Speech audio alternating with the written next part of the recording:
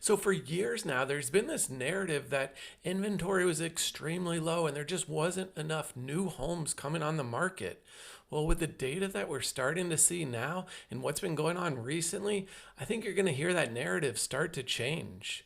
If we look back, 2019 was a pretty regular, normal year with a balanced market and reasonable appreciation. I'm going to go back and compare some of what the numbers were back in 2019 during that normal time and what we're seeing right now. Because basically, we went through that massive pandemic and rushed 5 years of sales into just 2 short years.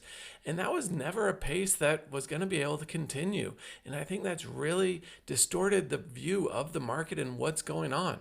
Over the last few years, we've actually seen a significant decrease to the number of people relocating here to Florida and Gainesville. I've actually firsthand experienced boomerang customers who moved here during the pandemic, decided it wasn't a fit for whatever reason, and have already gone back to their home state.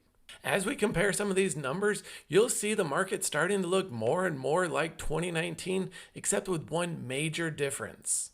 So I'll pull up the stats here to compare. So if we're looking at Alachua County back in 2019, when it comes to the active inventory, that was right at 779 active homes on the market. If we fast forward to right now, in January, we were at 747 homes. So a very similar stats there. Then if we switch over and look at the new listings coming on the market in 2019, that was roughly 295 homes. Fast forward again to January 2026, 294 homes. So you can see the numbers are lining up pretty closely. Then if we look at the median time to contract, once a home goes on the market, how long does it take to get the offer and go under contract?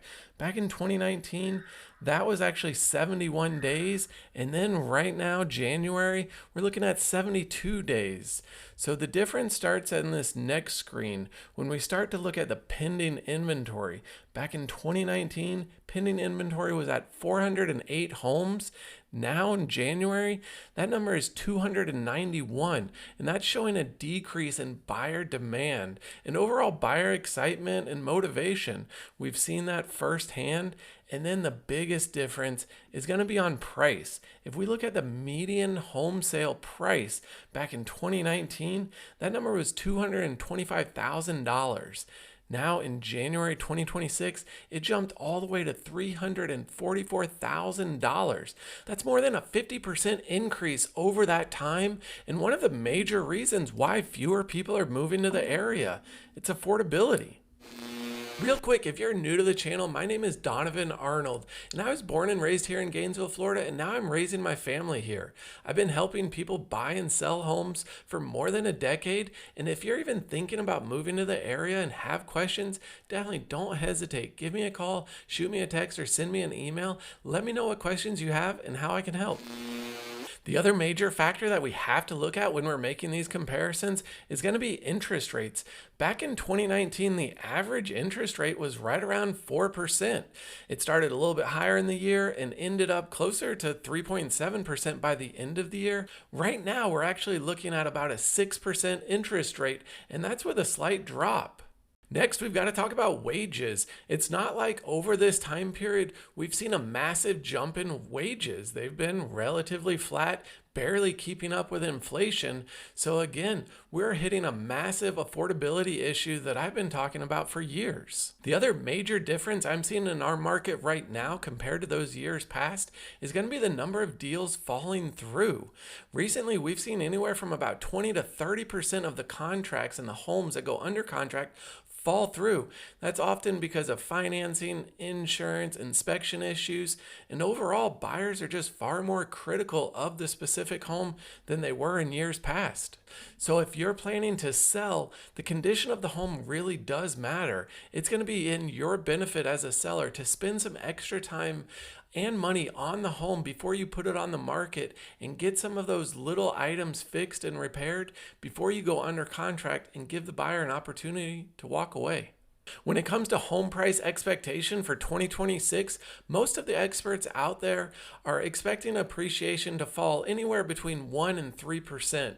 Here locally, I think prices are going to stay relatively flat overall, buyers have a little bit more leverage. We're seeing sellers negotiate more and more.